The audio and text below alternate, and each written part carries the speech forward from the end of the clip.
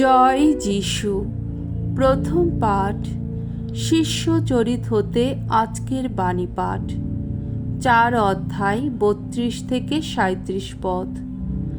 আদি খ্রিস্ট মণ্ডলীর লোকেরা ছিল এক মন এক প্রাণ। খ্রিস্ট বিশ্বাসী সমাজের সবাই ছিল এক মন এক প্রাণ। তাদের কেউই নিজের কোনো সম্পত্তি নিজের বলে দাবি করত না। সব কিছুই ছিল সকলের সম্পত্তি। প্রেরিত দূতেরা মহাশক্তিতে উদ্দীপিত হয়ে প্রভু যিশুর পুনরুত্থানের বিষয়ে তাদের সাক্ষ্যবাণী প্রচার করতেন। তারা সবাই ছিলেন ঈশ্বরের খুবই অনুগ্রহ ধন্য মানুষ।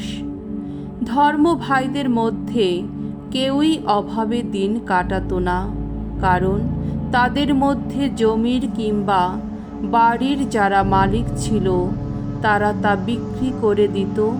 বিক্রি করে যে টাকাটা পেত তা নিয়ে এসে তারা প্রেরিত দূতদের পায়ের কাছে রেখে দিত, আর সেই টাকাটা প্রত্যেকের প্রয়োজন অনুসারেই ভাগ করে দেওয়া হতো।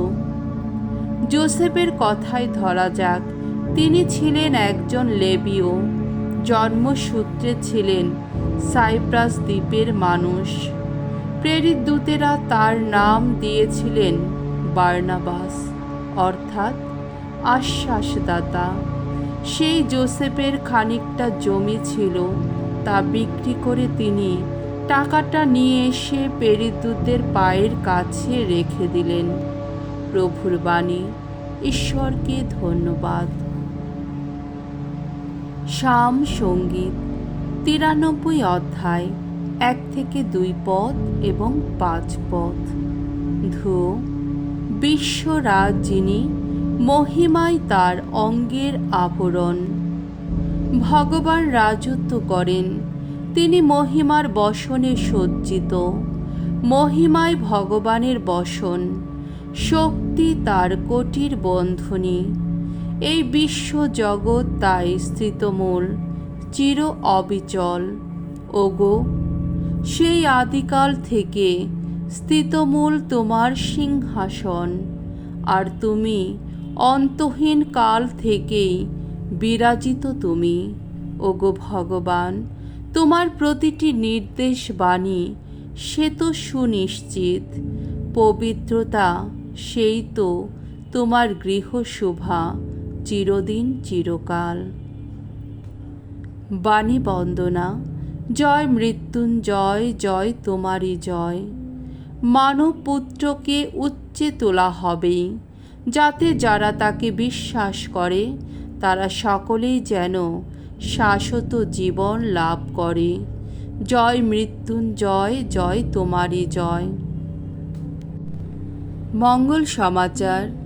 যোহন রচিত মঙ্গল সমাচার 3 অধ্যায় 7 থেকে 15 পদ। স্বর্গ থেকে নেমে আসা মানব পুত্রই স্বর্গীয় সত্যের একমাত্র সাক্ষী। যিশু নিকোদেমকে বললেন, আমি যে আপনাকে বললাম সকলকে নতুন করে জন্ম নিতে হবে, তাতে আপনি কিন্তু আশ্চর্য হবেন না।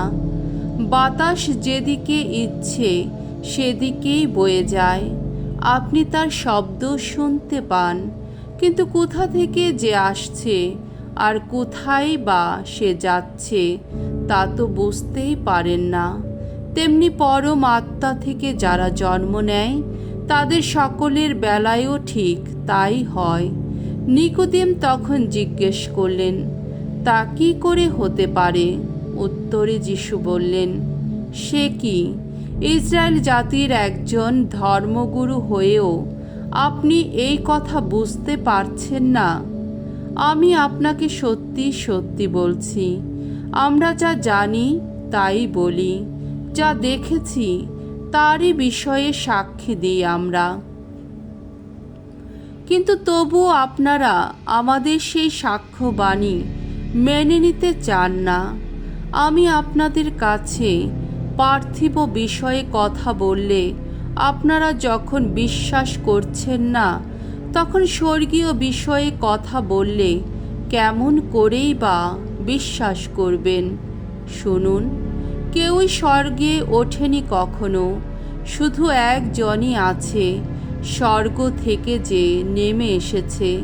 স্বর্গেই যার আবাস, সে তো মানব পুত্র। মোশে যেমন মরুভূমিতে সেই সর্প মূর্তি উচ্চে তুলে রেখেছিলেন, তেমনি এই মানব পুত্রকেও একদিন উচ্চে তোলা হবেই, যাতে যারা তাকে বিশ্বাস করে তারা সকলেই যেন শাশ্বত জীবন লাভ করে। প্রভুর মঙ্গলময় বাণী। খ্রিস্ট প্রভু তোমার প্রশংসা হোক।